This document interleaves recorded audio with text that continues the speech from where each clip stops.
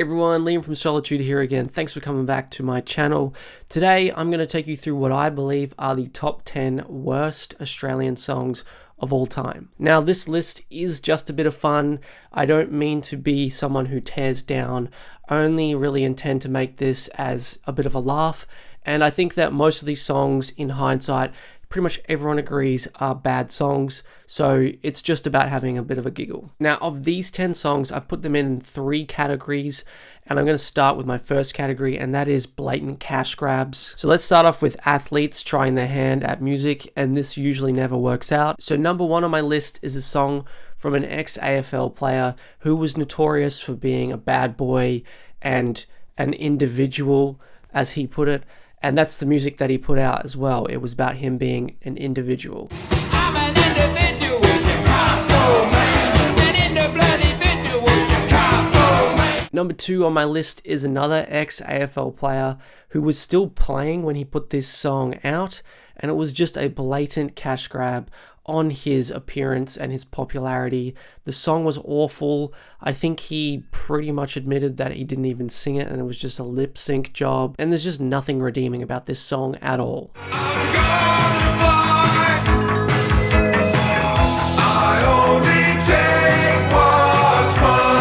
Okay, next up is an interesting song. This one is from a woman who put out music when they made a reality TV show about her family in the 90s.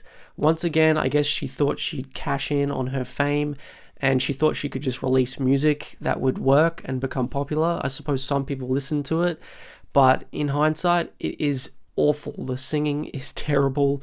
The song has absolutely nothing interesting about it. There's no regrets.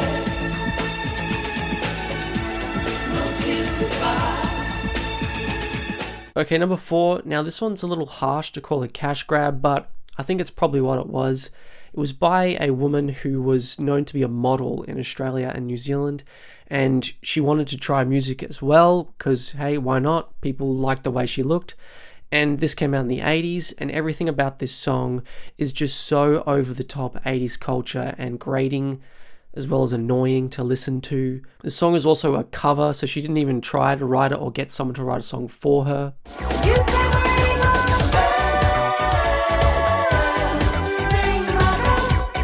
Okay, and the next section is songs that I think are just poorly written or annoying to listen to. Okay, the 5th one that I'm talking about here is one of the most divisive songs of the last 5 to 10 years in Australia. And even me bringing this song up, I know is going to irk people one way or another. I've spoken about this artist on my channel a few times and this song, and my opinion is very much set on the side of this song is terrible. I suppose it's kind of harsh to put this song in this list because it's probably, of all the songs on here, not the worst. It's not a terribly written song, I guess you'd say. It's just one that sounds really immature. The singing is really grating and annoying. I don't know what they were thinking when they recorded her sing this. She sounds like she doesn't know how to sing properly. The production sounds very basic. It sounds like something I could put together on GarageBand in a day. And I guess the thing that became so annoying about this song was that it just became so popular. It was one of the very first TikTok trending songs that just went worldwide because of, I guess, the basicness of the song and a silly dance that went along with it. You probably know what I'm talking about now, but anyway, in my opinion, this has to go down as one of the worst Australian songs, and in 10, 20 years time, I think we're just going to all agree when we look back that this was an awful song. Dance for me, dance for me, dance for me, oh. Okay, next up is an Australian Idol artist who actually put out some, I would say, decent music, and this was one of the ones that he put out right around the time he was just kind of getting a little bit more fame.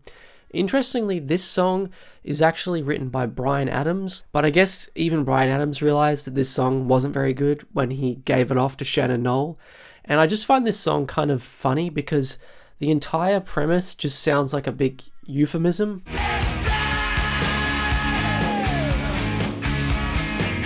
Okay, next up, this was another song that came out in the mid-2000s by a young artist who, I don't know what she was kind of getting at. I guess she wanted to be like a pop star, and I guess she thought she could put out this song that was quite basic and people would get into it, but it was so basic and so annoying that it was kind of like a nursery rhyme over the top of like really overly annoying pop music. The lyrics are just plain awful, and it goes down as one of the worst Australian songs ever, in my opinion.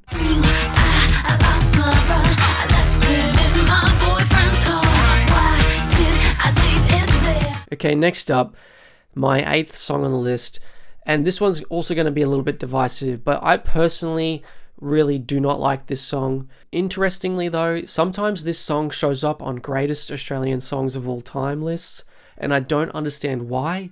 The song is like a gimmick, it's a joke song. I don't think it ever really intended to be taken seriously. It's a song that kind of makes fun of culture, so it's kind of a little bit racist. I guess the only reason why it gets away with that is because it's being sung by a person from that race.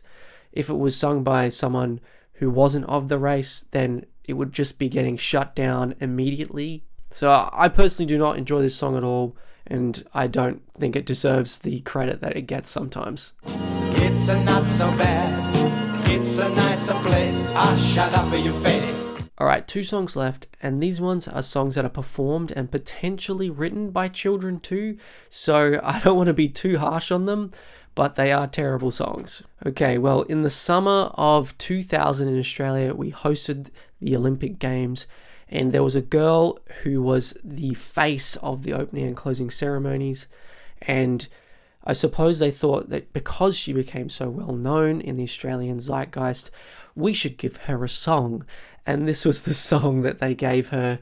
It was so annoying when it came out. I was a kid. I remember this song being terrible even then. I guess it was kind of more of like a girly song, which is why I thought it was bad then, but even in hindsight now, looking back, I can still see that it's just not a good song.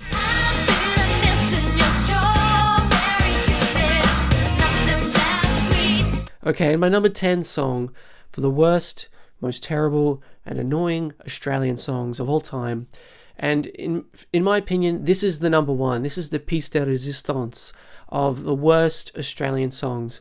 And if you search this on Google, search the topic worst Australian songs, this one never actually shows up, which is why I wanted to make a point of putting it in and to say that it's actually my favorite worst Australian song. And this song is a theme song. It's a theme song for a TV show which was really popular in the 2000s. It was for children. It was mostly for girls. And I grew up with 2 sisters, and they loved this TV show. And at the time, I didn't really think about the theme song. I just kind of accepted that that was the theme song for this show. But looking back, whenever I hear this song pop up on the internet or someone talk about it, if you actually sit down and listen to the words and the lyrics, really take in what they are saying, it is the most ridiculous songwriting you will ever hear. Every line of lyrics in this song don't even make sense after one another. I can't even imagine how, when they just wrote it down on a piece of paper and someone looked over it and thought, oh yeah, this will work. I guess they just thought, oh, a bunch of little girls wrote it, they think it's fun, let's just put it out there. But anyway, here it is, my number 1 worst Australian song. Hello world, this is me, life should be. Thanks for checking out this video, everyone. If you like the topic of Australian music, please subscribe and come back for more. I will be putting out a lot of stuff talking about Aussie music, so hopefully see you again soon. Thanks, bye.